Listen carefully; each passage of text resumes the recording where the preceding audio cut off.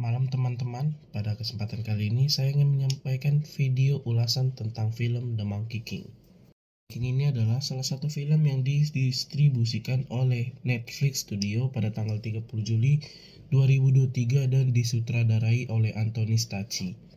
Teman-teman, sebenarnya film ini terinspirasi dari film yang sudah kita kenali sedari kecil, yaitu Sun Gokong.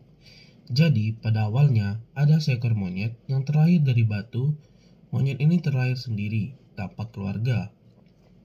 Karena kesendiriannya itu, dia selalu mengajak teman-teman monyet-monyetnya yang ada di tempat dia lahir.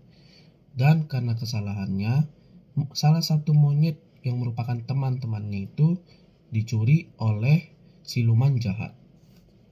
Setelah itu, para orang tua dari anak monyet yang dicuri oleh siluman jahat itu pun tidak terima karena anaknya telah dicuri. Jadi monyet penyendiri ini, atau kita sebut saja namanya Tondi karena di cerita ini tidak dikasih nama agar gampang saja. Di film ini si Tondi ini setelah kawan-kawan yang dicuri itu dia dikucilkan oleh para monyet-monyet lain. Dan karena hal itu si Tondi ini pun jadi merasa bersalah. Jadi si Tondi ini berlatih giat untuk jadi kuat untuk ngalahin si siluman jahat ini. Setelah itu si Tondi ini sampai ngambil tongkat dari Raja Naga Air yang merupakan penguasa laut di cerita ini. Karena si Tondi udah mendapatkan tongkat yang sakti kali ini, dia sudah mengalahkan siluman jahat ini.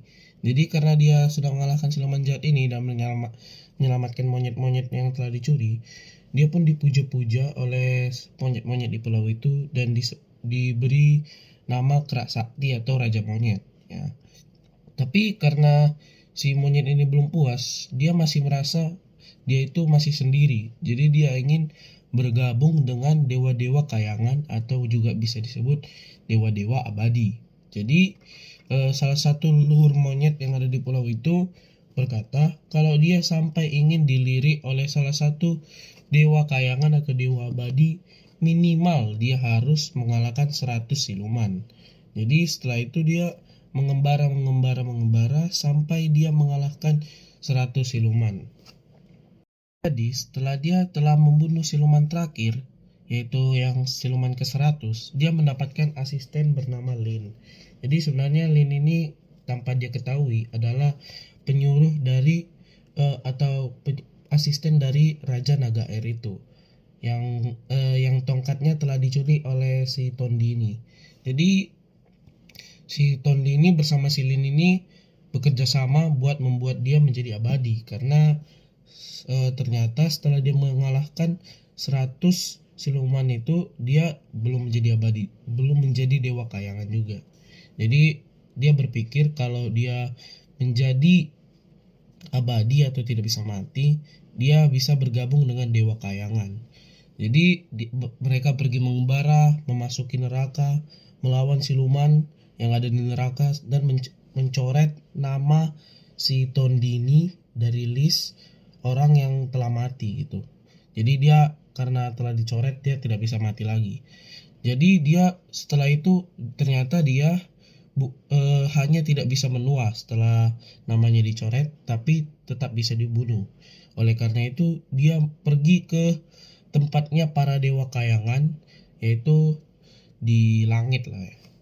Jadi setelah itu dia meracik ramuan dan mencuri ramuan yang membuat dia 100% abadi. Dan setelah si Tondi telah menjadi 100% abadi, Selin ini menyadari kalau sebenarnya tugas dia itu untuk mencuri tongkat yang telah diambil si Tondi ini.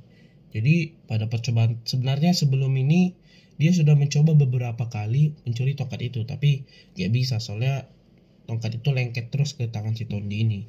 Jadi dalam percobaan terakhir si Lin ini mencoba mencuri dan berhasil. Jadi dia langsung memberikannya itu kepada Raja Naga Air.